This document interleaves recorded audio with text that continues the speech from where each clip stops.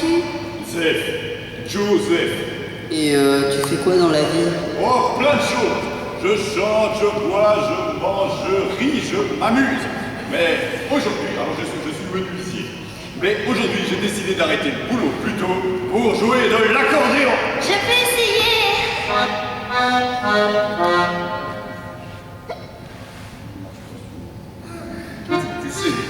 Tu sais, ça s'apprend. Il faut des heures et des heures d'entraînement avant de réussir à sortir un son correct de ce machin. Et pourquoi tu joues ici, dans la rue? Bah, et pourquoi pas? Je sais pas, moi. Bon, bien que je trouve complètement ahurissant de trouver une raison au fait de jouer de la musique, je vais tenter de répondre. Parce qu'aujourd'hui, c'est Noël! Et qu'à Noël, tout le monde doit être heureux. Or, la musique rend les gens heureux. Et ça sert à quoi d'être heureux? Ben, ça sert à vivre. Et ça sert à quoi de vivre? Ben, ça sert à rien, c'est cool, c'est tout. Oui, mais enfin, avec les attentats, les crises financières, les guerres, les crises économiques, c'est pas si chouette quand le monde y bout. Mais ça n'arrive pas tout le temps et puis pas à tout le monde. Et puis, quand on est un peu courageux, on peut faire face à tout cela. Dans la vie, on ne peut éviter qu'il y ait des temps de malheur, mais il y a aussi tant de moments de bonheur. Tenez, par exemple, comme aujourd'hui. Alors moi, je sors dans la rue et je joue de l'accordéon. Et vous, qu'est-ce que vous faites? Oh, comme d'habitude, on va à la messe, que toute la famille se retrouve chez papy et mamie. C'est très chouette, tous les cousins et cousines sont là. C'est bon, la bûche. Et vous semez des cadeaux? Mathieu, je ne sais pas, mais moi, oui. Mais si, chez mamie aussi il y a des cadeaux. Et à minuit, le plus jeune de la famille va mettre Jésus dans la crèche, car papy dit toujours que le plus beau cadeau, c'est la venue de Jésus. Et après, on chante. Puis, dis aussi que mamie elle est tellement belle, c'est comme t'as tout. Un secret, mais pas loin du cadeau.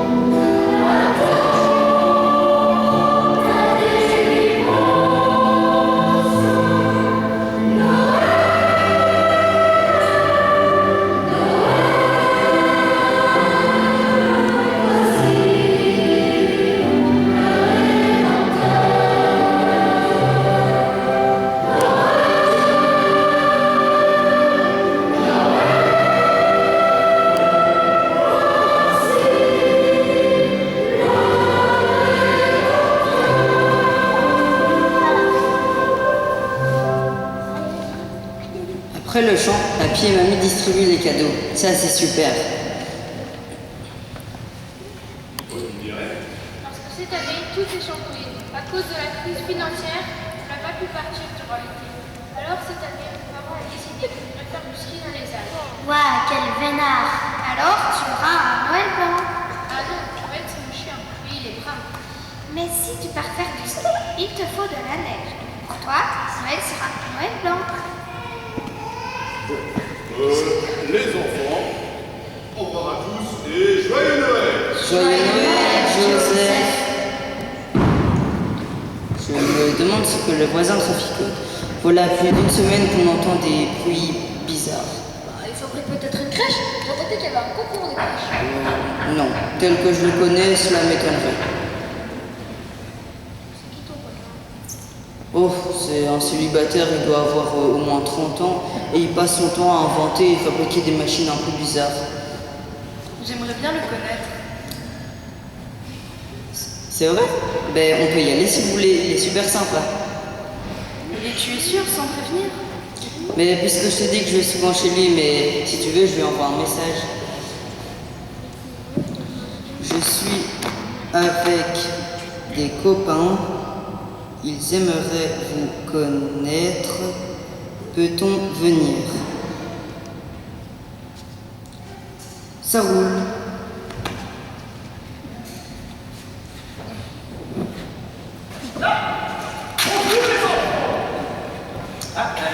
Mathieu, le petit voisin, je ne vous connais pas, mais je suis ravi de vous rencontrer. Vous appelez? Oh oui, de temps en temps, on se smartphone. Non, Benon, je veux savoir Benon. Grégoire, meilleur copain de Mathieu. Maddy, je suis dans la même classe que Mathieu et sur le même banc. Arthur, son cousin de Mathieu. Emma, la sœur de Marie. Myriam, la sœur de Grégoire. Ah, ok. Bon, magnifique, mais entrez, je mets la dernière main à ma machine. Et voilà, c'est fini. C'est quoi ça? Ah, touche-toi. C'est une machine à remonter dans le temps. Ça n'existe que dans les machines à remonter dans le temps. Ben non, je m'ennuyais tellement durant le confinement que j'ai eu cette idée. Et elle fonctionne. Le seul problème, c'est le cadran qui est ici. Voyez-vous, j'arrive à définir un siècle, mais pas une date précise. Il lui manque une case. Et ça marche? Non, ça court, cornichon. Bien sûr que ça marche. Et vous l'avez déjà essayé? Non, mais elle fonctionne, j'en suis sûr.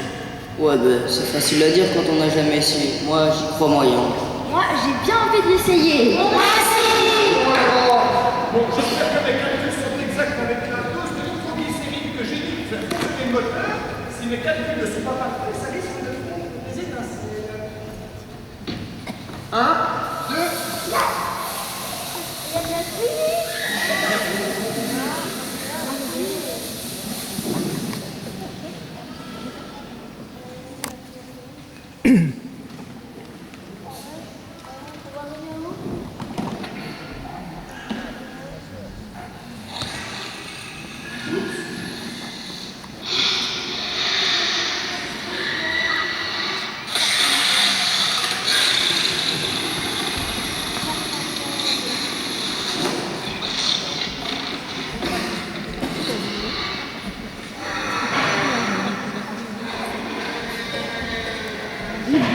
C'est quoi cette fille?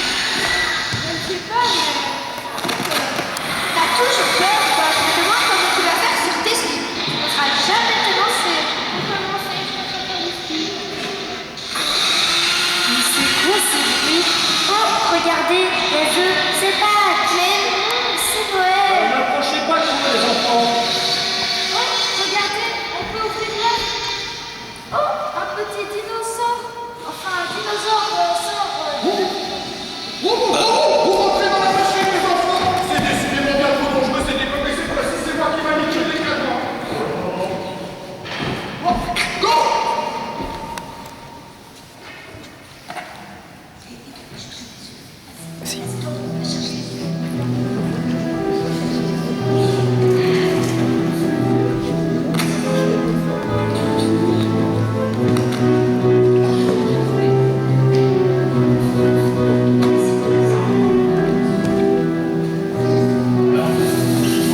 Après, il vient moi, parce que la machine est cassée.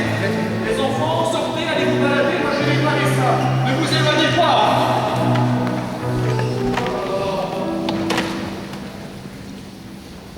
Hey Marcus, réglez-moi ça. Du calme là. Chacun aura son tour. Bon. C'est à toi. D'où viens-tu? De chez moi. Mais non, de quelle ville es-tu originaire? De Bethléem, toute ma famille. Ah, et vous êtes combien de ta famille? Il y a ma femme, Ah, qui s'appelle? Sarah. Et puis j'ai 3 fils. Qui s'appelle? Dan, Nephtali et Ruben. Et j'ai aussi 3 filles. Qui s'appelle? Dina, Léa et Rachel. Et toi, comment t'appelles-tu? À moi, c'est Lévi.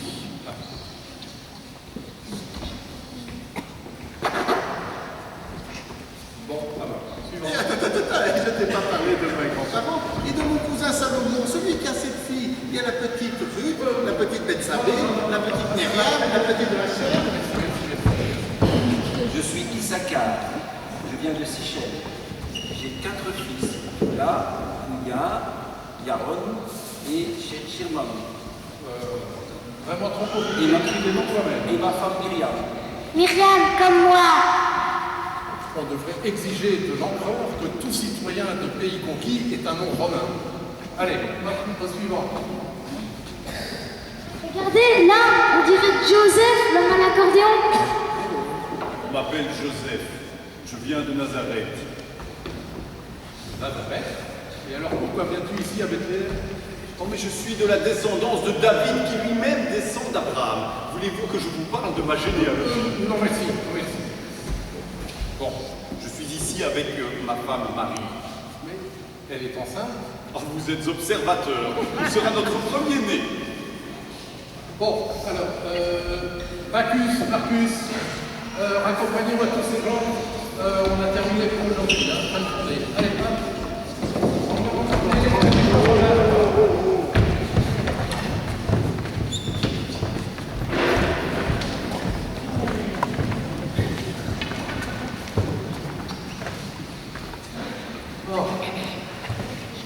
Heureusement que Marcus est là pour nous donner un coup de main.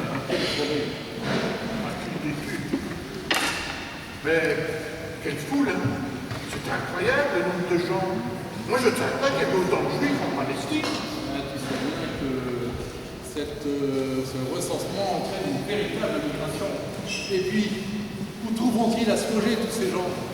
Je plus me disais tout à l'heure que toutes les auberges, toutes les maisons sont archi-palmes.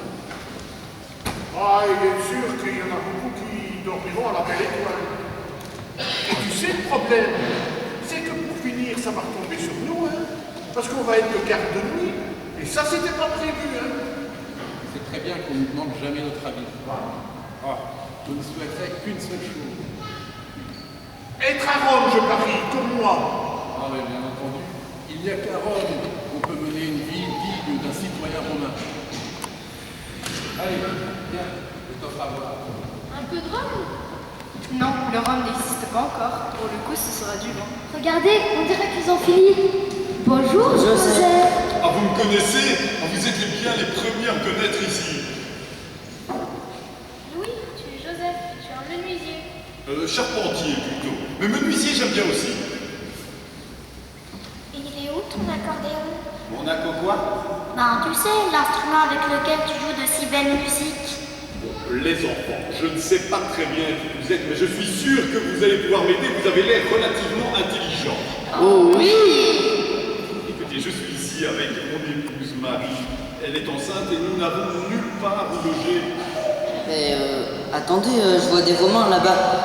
Je vais leur demander. Pardon, monsieur? C'est quoi ça? D'où viens-tu, Morpion?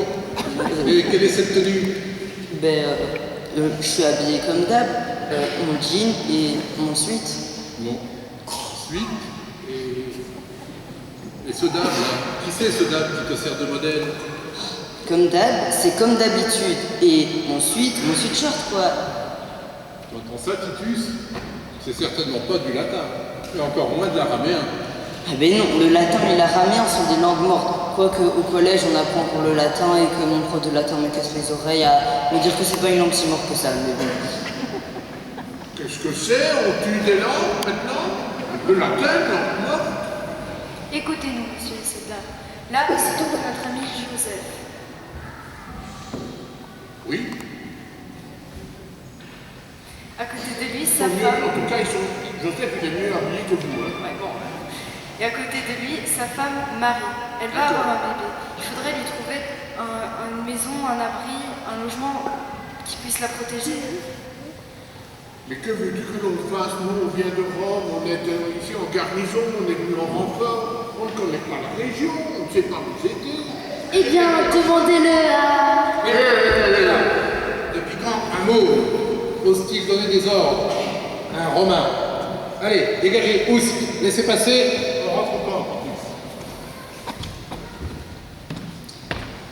Nous sommes désolés, Joseph, mais ces Romains ne veulent rien entendre. Mais on n'a pas dit notre dernier mot, hein, les copains? Ils s'appellent Joseph et Marie. De plus, nous sommes à Bethléem. Je suis sûre que ce sont les parents de Jésus. Et donc, c'est une crèche qu'il faut que l'on trouve. Et si on allait demander à notre ami ingénieur, je suis sûre qu'il va la trouver. Ah non, il est capable de nous ramener au 21e siècle. Et nous ne pourrons pas alors aider Joseph et Marie. Et si on demandait à un jeu de Bethléem, il va y en avoir là, tiens. Ah, là. Bonjour, monsieur. Monsieur. Oui. Bonjour les enfants. Je ne vous connais pas, je ne vous ai jamais vu et excusez-moi, mais vous avez l'air bizarrement habillés là. Et c'est reparti, toujours des discriminations. Merci. Habitez-vous à Bethléem? Oui, j'habite à Bethléem, j'ai cette grande joie. Les enfants de vivre dans cette ville dont a parlé le prophète Michée. Vous savez ce qu'il disait? Il disait, et toi, Bethléem Ephrata, trop petite pour compter parmi les clans de Juda, de toi sortira pour moi celui qui doit gouverner Israël. Oui, trop petite. Alors, Dieu les abandonnera, jusqu'au jour où enfantera celle qui devait enfanter. Alors, ce qui subsistera de ses frères rejoindra les fils d'Israël. Il se tiendra debout, il fera paître son troupeau. Par la puissance du Seigneur, par la majesté du nom du Seigneur son Dieu, eux, ils s'installeront, car il sera grand jusqu'aux confins de la terre. Lui-même, il sera la paix. C'est beau. Ah oui, c'est beau. Ah oui, c'est beau. Et depuis là, nous attendons le Messie. Mais non! Mais si, mais il faut se dépêcher. Le temps presse. Regardez là. Écoutez.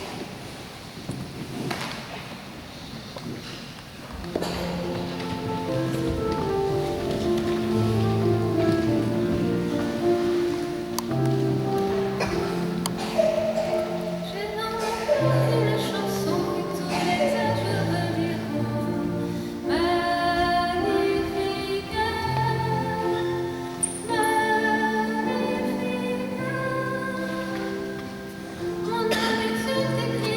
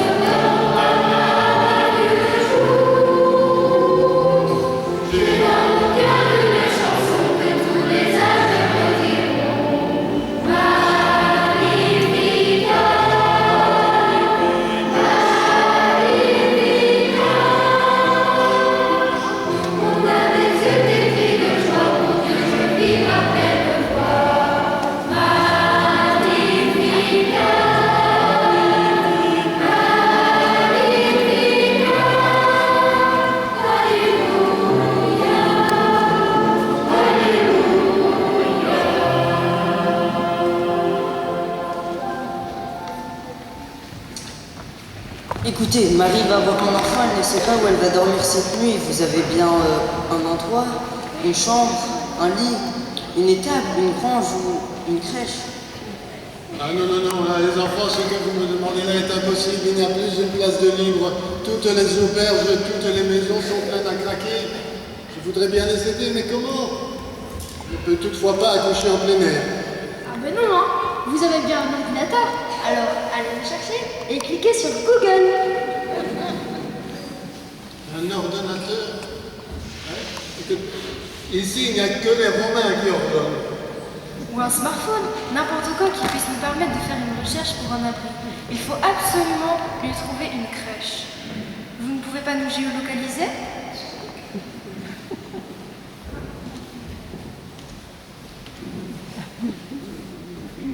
Écoutez, tout ce que je peux faire pour vous, c'est vous mettre à disposition mon étable. Là où je mets mon bœuf et mon âne. Une étable. Oui, une étable. Enfin, quoi qu'il en soit, elle est propre. Enfin, comme une étable peut être propre. Montre-nous le chemin, brave homme, et que Dieu te bénisse.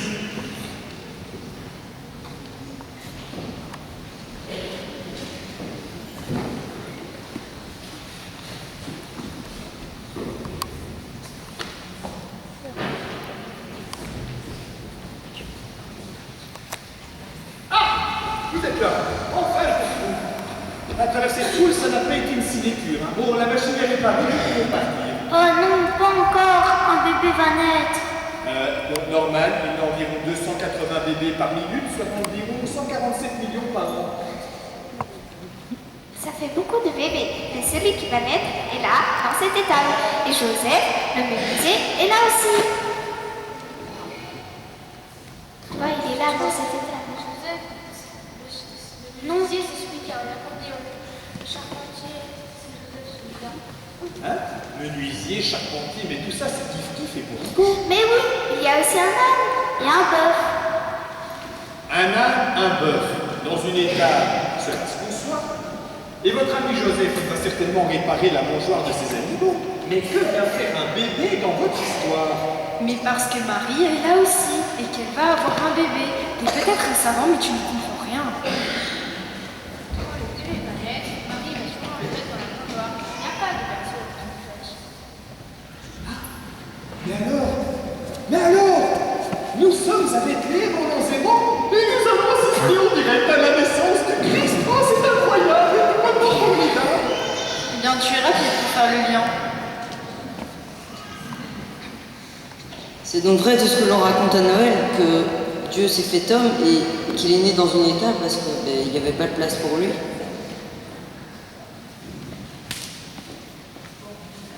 Bon, on y va. Tu as dit que la machine était réparée. J'ai envie de retourner au 21e siècle. Je dois encore faire le bagage pour le sport d'hiver. Et puis, j'ai faim. Tais-toi, tu ne sais pas ce que tu dis. Tu te rends compte que l'on va voir les anges, les mages, les bergers, tous ceux qui sont venus saluer l'enfant Jésus. Écoutez, j'entends sonner. Il est minuit.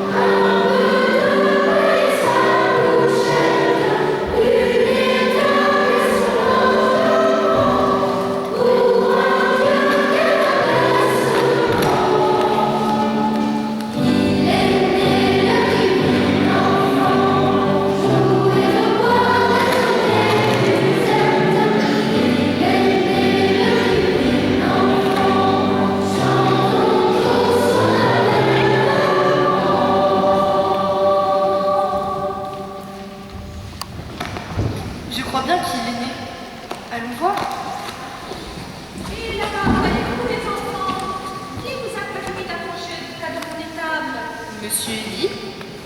Monsieur Élie, c'est mon mari. Et moi, je suis Villa. Mais qu'alliez-vous faire près de mon étable? Jésus est né, alors on allait le voir. Tu as ton smartphone? On va faire des photos. C'est tellement incroyable. On a tellement vu de sang qu'on dirait de peinture. Et nous, on aura le vrai visage de Jésus. Le vrai visage de Jésus, c'est celui de la... Monsieur, vous m'avez l'air un peu plus raisonnable que ces charlatans. Bien que votre accoutrement soit un peu bizarre. Mais qui êtes-vous? Et que voulez-vous? Madame, je me présente, je suis Maxime, et voici Mathieu, mon voisin, Arthur, Emma, Liliane, Grégoire. Nous venons du 21e siècle et grâce à une machine à remonter l'enfant que j'ai conçue, nous sommes arrivés ici, moi, en plein 1er siècle. Oui, bien sûr. Et, évidemment, bien sûr. Bon, moi, je pensais que vous étiez à la table. Mais, monsieur, entre nous, prenez-vous. Vous en avez bien besoin. Chut, ne faites pas de bruit, Jésus dort peut-être.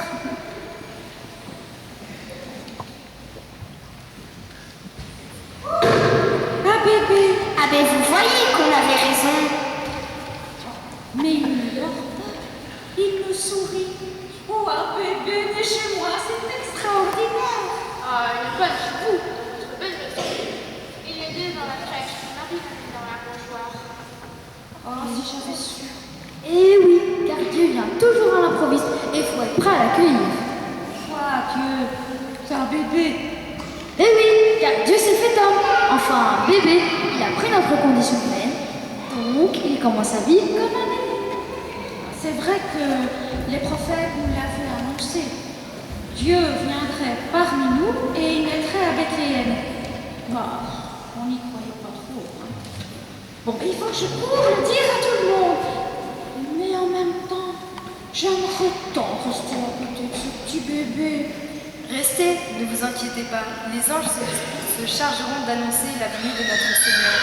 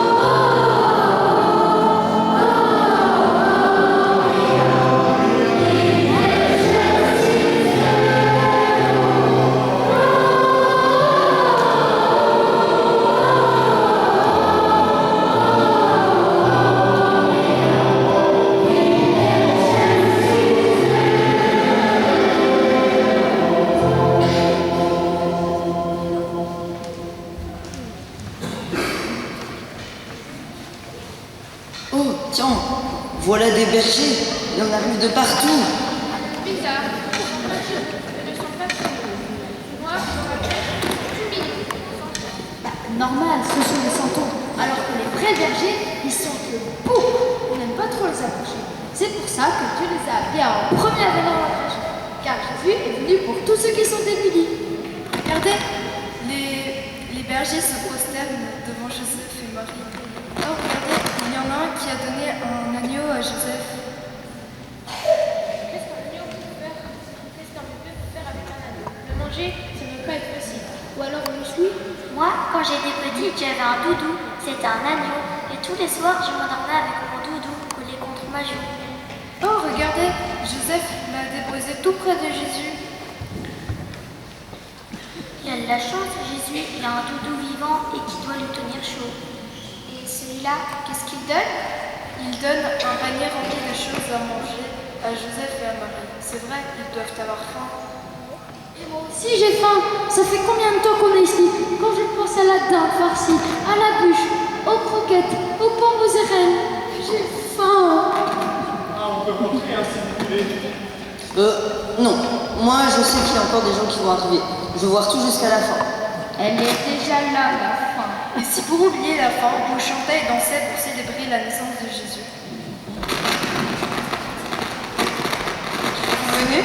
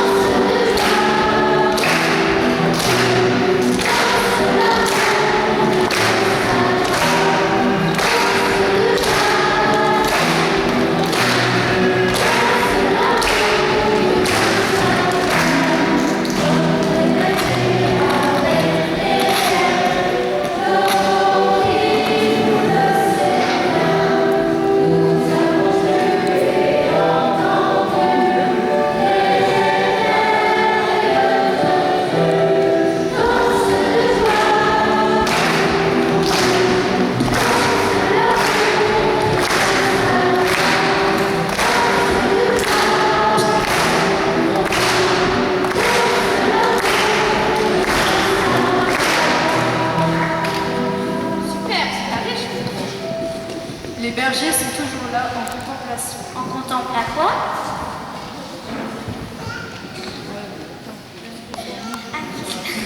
J'aimerais bien prendre le petit Jésus dans mon bras. Le prendre dans mon bras, ce serait le plus beau cadeau. Ce serait le début. Je ne sais pas pourquoi, mais je le sens dans le cœur. Moi aussi. Viens, on va le demander à Brita, à Marie.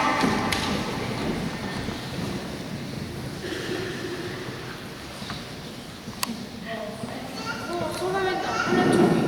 Jésus, Marie, Joseph, les bergers, les moutons. Mais rentrez chez nous. C'est pas fou. Il y a encore les masques qui doivent venir. Maman, on s'est quitté. Il est où, Maxime? Maxime! Maxime!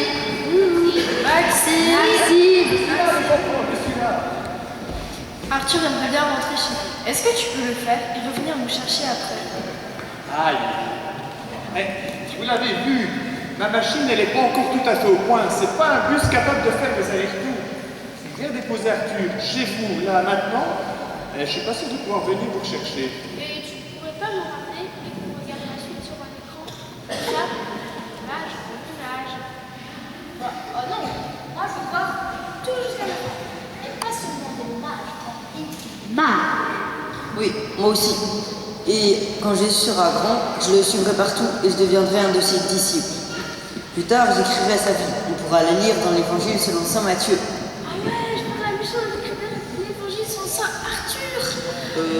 Ouais, ben d'abord ça existe pas. Et en plus, Arthur n'était pas saint, il était seulement bienheureux. Moi je m'en fiche. Bon, écoutez les enfants, tout cela part d'un très bon sentiment, mais je ne peux décemment pas vous laisser ici. Je dois vous ramener chez vos parents. Alors je propose un deal. On attend que les mages arrivent, et dès qu'ils entrent dans la crèche, nous, on rentre chez nous. Ok. Je vais prévenir Emma et Myriam.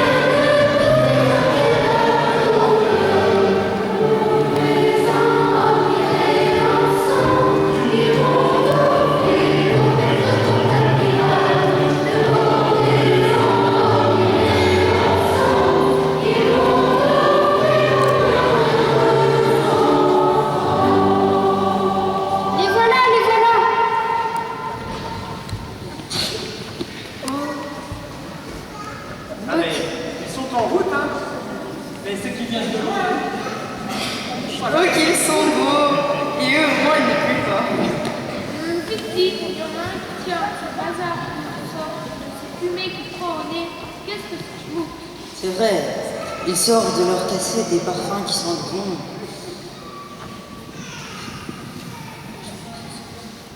Ils sont impressionnants. Ils sont arrivés avec des serviteurs, des chameaux. Tu vois tout ça? J'en vois que 3, moi. Si, je te jure. Ils se sont arrêtés quand ils ne savaient pas où aller. Puis, l'un d'eux a dit, regardez, l'étoile, je la vois au-dessus de cette étable. Puis, il a ajouté, restez tous ici. Seul Balthazar, Melchior, Gaspard et à cette étable. Oui, c'est vrai. À un moment, ils ont perdu de vue l'étoile, alors ils sont allés à Jérusalem, chez le roi Hérode. Là-bas, des scribes et des savants ont regardé dans leurs livres sacrés, le Messie doit naître à Bethléem. Et puis ils sont arrivés ici. Regardez, eux aussi ils se prosternent et comme le berger, ils offrent leurs cadeaux. De l'or, de la myrrhe et de l'encens. Mais et à quoi tout cela peut servir à un bébé? L'or pour la reconnaissance de la royauté de Jésus, l'encens pour la reconnaissance de sa divinité, et la myrrhe pour la reconnaissance de son humanité. Formidable, comme dirait Stromae. Les pauvres bergers et les riches mages, tous prosternés devant l'enfant Jésus. Miracle de Noël, où le riche et le pauvre ont à la même table un pain venu de Dieu. Mais à présent, les enfants, s'il vous plaît, comme convenu, entrez chez vous. Nous croyons que jamais, nous n'oublierons cette nuit venue de nous.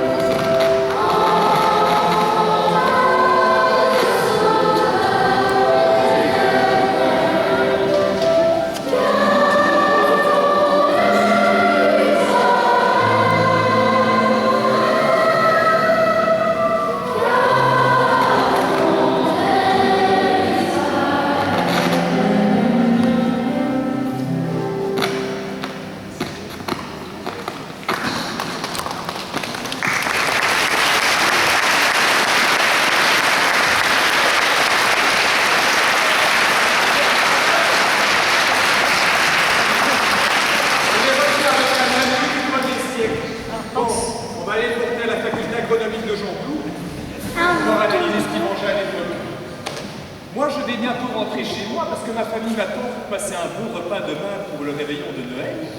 Néanmoins, il est utile de rappeler le destin de cette pièce, sa destinée plutôt. Son but, c'est de pouvoir faire une collecte de nourriture et de dons au profit des personnes qui vont passer un Noël seules. Parce qu'elles sont trop âgées pour avoir encore de la famille autour d'elles, parce qu'elles sont oubliées. Ah, merci. C'est plus facile. Donc, comme je le disais, le but de cette pièce que vous avez vue aujourd'hui, c'est de faire une récolte de dons ou de nourriture pour apporter des présents aux personnes qui sont isolées, pour leur montrer qu'en fait, elles ne sont pas tout à fait seules. De ce fait-là, on va passer maintenant avec des paniers pour faire une petite collecte. On vous avait aussi invité à amener de la nourriture. Si jamais elle est là, vous pouvez venir la déposer au pied de l'hôtel. Le but, c'est qu'on puisse aller offrir tout ça entre les fêtes pour les personnes donc dans le besoin, qui pourront en bénéficier. Il y a 2 personnes là dans la salle qui ont passé leur journée à faire des colis, Sabine et Isabelle. Je pense qu'elles ne sont pas seules, mais elles en font partie. Donc voilà, on vous remercie aussi pour ces personnes-là. Et on peut aussi remercier tous les bénévoles qui sont donnés au niveau technique, au niveau choral, au niveau danse et au niveau acteur pour cette pièce. Bonne soirée à tous.